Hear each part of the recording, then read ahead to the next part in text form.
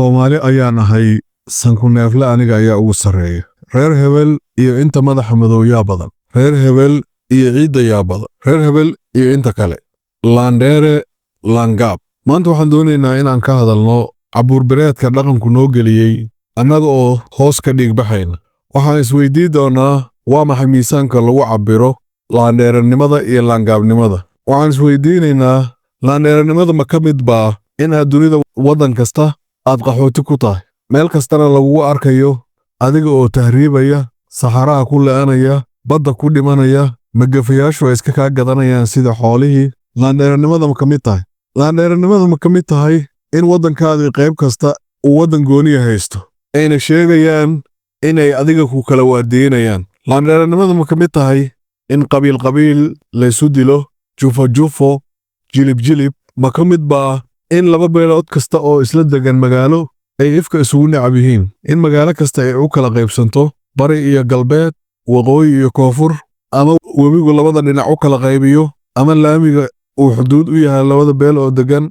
Laandheeranimo miyaa taasu? Laandheeranimo miyaa in baddaadii lagu soo daadiyo sunta adduunka oo dhan iyo kiimikooyinka oo ay ka mid tahay wasaqda nukleerka ee radiationka wadata, in baddaadii adduunka oo dhan ka kalluumaysanayo adiga oo baahi u la'anaya, waddankaadii in ay meel kasta ka joogaan hay-ado, calooshoodu shaqaystayaal, waddamo dana gooniya leh oo xataa adigu aada ogeyn inay joogaan, in waddankaadu leeyahay tobaneeye madaxweyne, dhowrkii 100 oo sano lasoo dhaafana aadan hal hogaamiye ku daba fayli karin oodnaan adeeci karin? Laandheeranimo miyaa in waddanka intiisa badan uu ku tiirsan yahay musaacado dibadda ah iyo kaalmo iyo wax qurba joog dirtay, waddankii inuusan horumar lahayn, jidad lahayn, warshado lahayn, koronto iyo biyo lahayn, in aad dunida liis kasta oo soo baxa aad uga jirto meesha ugu xun, in dhulkaadii aad xaalufinayso, xoolihii wada dhoofinayso, geedihii jarayso, dhuxulkan dhigayso ee dhoofinayso, in aad dunida meel kasta oo aad tagto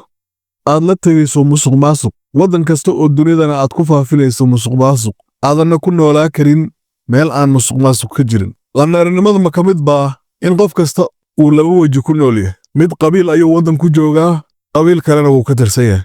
Mid safka hore masaajidka ayuu ku jiraa, waa sheekh, markii uu bannaanka u soo baxana waxaad isleedahay qofkaanu muslim ma yahay. Laysu qoslayo, gadaalna layska ruugayo, layslu goonayo, layshagardaameynayo, laysmishimayo. Laandheeranimada ma ka mid baa in qolo kasta qolada kale yasiiso, qolo kasta ee ayadu isu taqaano laandheere, kuwa kalena ay u taqaano laangaab? Ma ka mid baa in aad sida ugu xun san ula dhaqanto dadkaada liita, kuwa baahiyaha gaarka qaba, kuwa curyaanka ah, kuwa dhimirka ka jiran, kuwa liita, in aad sida ugu xun ee ay macquulka tahay in bini'aadam loola dhaqmo aa ula dhaqantid?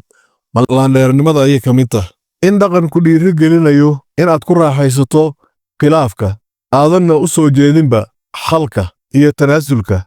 Haddana annaga oo intaas oo dhan ah, halkii aan runta isu sheegi lahayn oo aan dhihi lahayn maxaa naga qaldan, war dib ma isugu laabannaa, war wax ma naga qaldan yihiin, waxa aan samaysannay mahmaahooyin iyo oraahyo iyo gabayo iyo heeso lagu dhiiri gelinayo dhaqankaas hoos ka dhiigbaxa ah, adigoo isu muujinaya in cabuurbireedku xiran yahay.